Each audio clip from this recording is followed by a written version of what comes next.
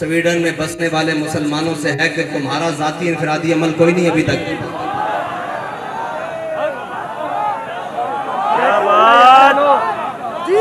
اگر تم کلمہ پڑھتے ہو تو تمہارا بھی ذاتی انفرادی عمل اس وقت بہت سارے ہو جانے چاہیے تھے. بے شک.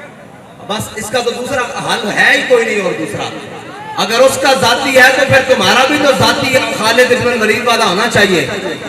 تمہارا ذاتی عمل بھی تو جناب غازی علم الدین والا ہونا چاہیے. تمہارا ذاتی عمل بھی تو عامر عبد الرحمن چیمہ والا ہونا چاہیے. تمہارا ذاتی عمل بھی تو جناب ممتاز قادری والا ہونا چاہیے. بس اس کی دوسری کوئی رائے نہیں ہے کہ اس کے خلاف کیا بات کریں. میرا اعلان پہلا تو یہ ہے کہ انشاءاللہ اتوار والے دن پاکستان کی ہر بڑی شاہراہ پر لبیک والے بیٹھیں گے. اس لیے کہ ہمارے پاس اقتدار نہیں ہے. آپ نے گھر سے مسلح اور قرآن لے کر آنا ہے. عصر سے مغرب تک سب نے اتوار والے دن قرآن اور مسلح لے کر آنا ہے. پاکستان کی ہر بڑی شاہراہ پر لبیک والے، جیسے لاہور ہے تو لاہور میں مال روڈ پر، کراچی ہے تو شاہراہ فیصل پر، اسلام آباد ہے تو شاہراہ دستور پر، اس طرح جناب بڑی بڑی شاہراہوں پر قرآن اور مسلح لے کر آنا ہے. ٹھیک ہے جی. عصر سے مغرب تک، اور پھر مغرب سے عشاء بھی ہو سکتی ہے، عشاء سے فجر بھی ہو سکتی ہے. یہ تو پھر اگلی بات ہے نا. قرآن اور مسلح، اور اپنے بچوں کو بھی ساتھ لے کر آنا ہے. اپنے بوڑھوں کو نہیں، مردے یار بڑھے کچھ نہیں ہوتا انہوں نے.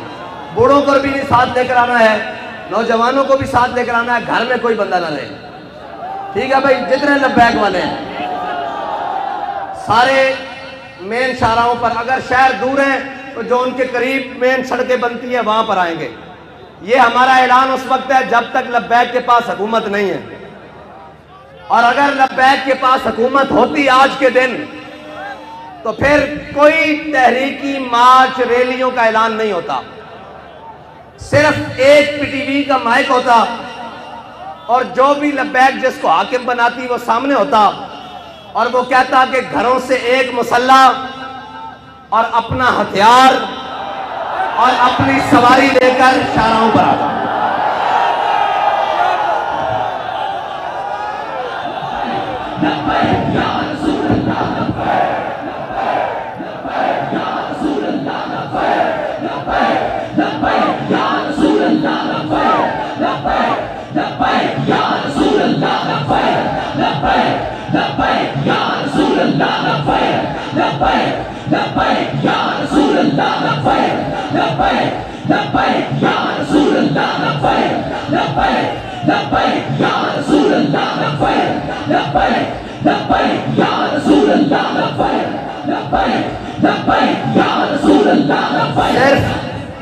صرف یہ ہمارا اعلان ہوتا کہ اپنا ہتھیار، اپنا مسلح، اور سروں پر پگڑیاں تو ہم نے باندھی اس لیے ہیں کہ وہ کفن کے لیے ہیں.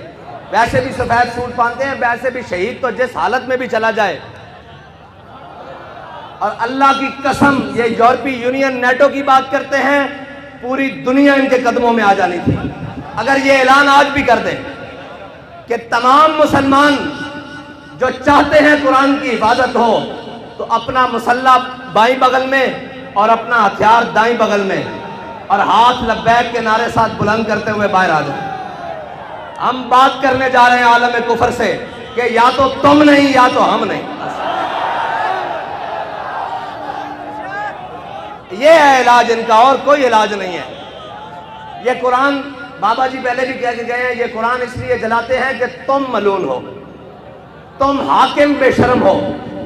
ورنہ یار ایک اسرائیل، اتنا سا اسرائیل، آج انہوں نے اس بات کو شامل کیا ہے کہ ٹھیک ہے جی مسلمانوں کا بھی احتجاج، لیکن ہم اس کو اس لیے نہیں جلنے دیں گے کہ جناب اس میں تورات اور یہودیوں کی تورات اور انجیل ہیں جی، یہ ساری اس کا بھی جلانے کا انہوں نے اعلان کیا ہے. لہٰذا ہم سے بات اسرائیل کے سفیر نے کی ہے، ہم آئندہ کے بعد اس کی اجازت نہیں دیں گے. اس کو غیر قانونی قرار دینے لگے ہیں. ڈوب کے مر جانا چاہیے پوری امت مسلمہ کو، پوری امت کو ڈوب کے مر جانا چاہیے. اس لیے کہ ان کا ایک سفیر کہ چند لفظ وہ کام کر گئے جو پوری 1.5 ارب مسلمان نہیں کر سکے۔ اقبال کہتا ہے حفظ قرآن عظیم آئین تست، اقبال کہتا ہے قرآن کی حفاظت یہ تیرا پہلا آئین ہے، اسلام کا آئین ہے۔ حفظ قرآن عظیم آئین تست، یہ تیرا پہلا آئین ہے۔ حرف حق را فاش گفتن، کہتا ہے جب بھی حق کی بات آ جائے سرے بازار کرنا یہ تیرا دین ہے، نہ تو آئین ہے۔ اب پوچھتے ہیں لبیک والوں کا آئین کیا ہے؟ آج کے بعد آپ کو ہمارا آئین پتہ لگ گیا ہے۔ اگر لبیک کے بعد پاس حکومت آئی اور اگر کسی نے ایسی حرکت کی تو ہمارا علاج ایک ہی ہوگا،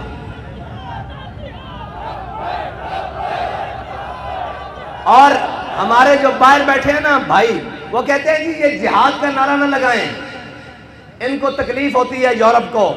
میں کہتا ہوں دب کے لاؤ تاکہ انہوں پیڑ پوری ہوئے۔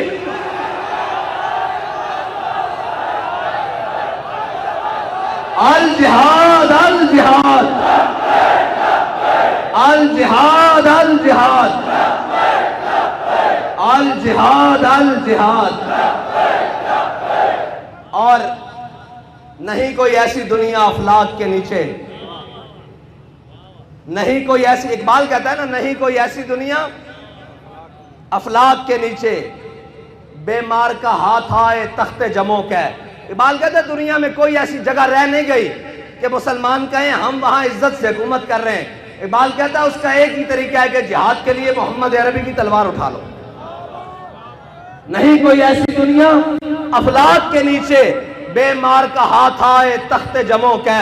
اور آگے اقبال کہتا ہے کہ دل کی آزادی شہنشاہی شکم سامان موت، اوپر سے لے کے نیچے تک شکم کے لیے بیٹھے ہوئے ہیں۔ دل کی آزادی ہے ہی نہیں، اگر ہوتی تو پھر قرآن کے حرمت کے لیے بات ہوتی، قرآن کے تحفظ کے لیے بات ہوتی۔ ایک سے ایک بڑھ کے لائن آیا، کہتے ہیں جی یہ جناب ایسے آئیں گے، یہ وہ آئیں گے، پاکستان کو ایسا کوئی بھی نہیں ملے گا۔ جب تم نے قرآن کو چھوڑ دیا، حضور کی ناموس کو چھوڑ دیا، ہمیں کوئی پرواہ نہیں، تم سارے سمیت جل جاؤ، تمہارا سب کچھ جل جائے، زمین و آسمان آفات و بلیات سب جل جائیں، ہمیں اس سے پرواہ کوئی نہیں۔ جب تمہارے دل میں قرآن کی عظمت نہیں تو تم بھی جل جاؤ، تمہارا گھر بھی جل جائے، تمہارے اسباب بھی جل جائیں، ہماری آنکھ میں بھی بل نہیں آئے گا۔ ہاں اس لیے ہمیں کوئی تکلیف نہیں، ہمیں اگر تکلیف ہے تو قرآن کے جلنے کی ہے، اس لیے کہ وہ تکلیف اس لیے، ہاں اگر تمہیں قرآن کے جلنے کی تکلیف ہوتی تو پھر جو ہاتھ تمہارے جانب آتا اس ہاتھ کو ہم توڑتے، جو آنکھ تمہاری جانب اٹھتی اس آنکھ کو ہم پھوڑتے۔ لیکن اب تو ہم دعا کرتے ہیں اللہ تمہیں اور غرق کرے، اور غرق کرے، اور غرق کرے، اور غرق کرے، ان تمام اسباب کو بھی آگ لگا دے جو تم نے اسلام کی حفاظت کے لیے نہیں رکھے۔ اور میں تو یہ کہتا ہوں کہ یہ سب ہم سب بھی مر جائیں، عذاب ہی آئے گا نا ہم پر جب ہم محافظ قرآن نہیں ہیں۔ کیا کریں بھائی، سب صبح اٹھ کر سب کو عزت قرآن کی وجہ سے ملی۔ بابا جی جب قرآن کی بات آتے تھے فرماتے تھے جلیا ساریاں گلاں بعد چون گھروں اسی قرآن پڑھن نکلے سن۔ 1974 بابا جی فرماتے ہیں سب نالوں پہلے قرآن گھروں پڑھن نکلے سن۔ وہ کیا مولوی، وہ کیا پیر، وہ کیا حفاظ، وہ کیا قاری، وہ کیا عوام، وہ کیا جناب، سب کو عزتیں قرآن کی وجہ سے ملی۔ کسی کا بچہ قرآن کی وجہ سے ٹھیک ہوا جناب، کسی کو شفا قرآن کی وجہ سے ملی، کسی کو ہدایت قرآن کی وجہ سے ملی، کسی کو ایمان قرآن کی وجہ سے ملا، کسی کو اسلام قرآن کی وجہ سے ملا۔ سارا کچھ قرآن کے ملنے کے بعد جب قرآن کی عزت کی باری آئی ہے تو ہم سب بے شرم بن گئے، سب بے شرم بن گئے ہیں۔ اس میں دوسری رائے ہے ہی کوئی نہیں۔ کیا کریں جی، کیا کریں؟ ایک ہی حل ہے کہ ہم سب مر جائیں اور ڈوب کر مر جائیں۔ یار ایک اسرائیلی کی بات، ایک سفیر کی بات سویڈن کو روک سکتی ہے تو 1.5 ارب مسلمان کوئی نہیں، کچھ بھی نہیں۔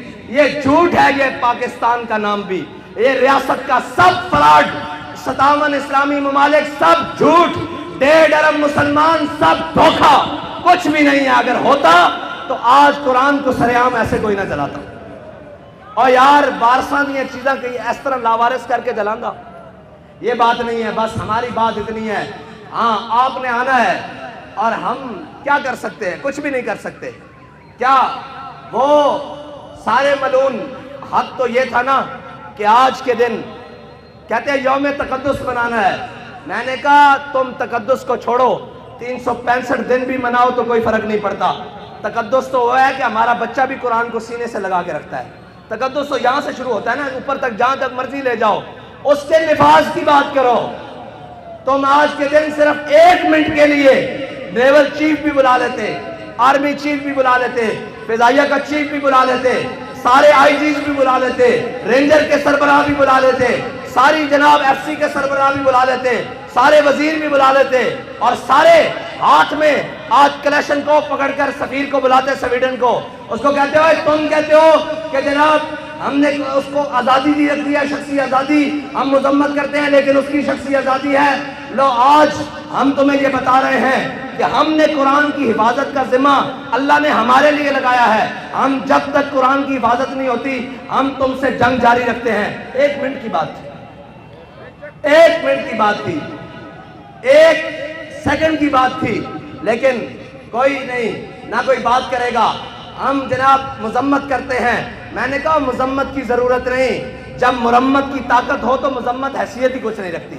مذمت تو شاہ صاحب نے کہا ہے عیسائی بھی کر رہے ہیں, مذمت تو یہودی بھی کر رہے ہیں, مذمت تو پارسی بھی کر رہے ہیں, مذمت تو ہندو بھی کر رہے ہیں. تمہیں اللہ نے اس لیے نہیں طاقت دی تھی, تمہارا کام تھا تم مرمت کرتے. ہاں جس طرح ان کی مرمت کی ہے جنہوں نے تمہارے گھر کو جلایا ہے. ہاں جس طرح ان کے لیے اسپیشل عدالتیں بنائی ہیں, جیسے ان کے لیے لوہے کے راڈ تیار کیے تھے, اس طرح مرمت کرتے تو ان کی جرت بھی نہ ہوتی بات کرتے. لیکن کیا کریں, وہ اقبال نے کہا کیا نہیں ہے اور کوئی غزنوی کارگاہ حیات میں.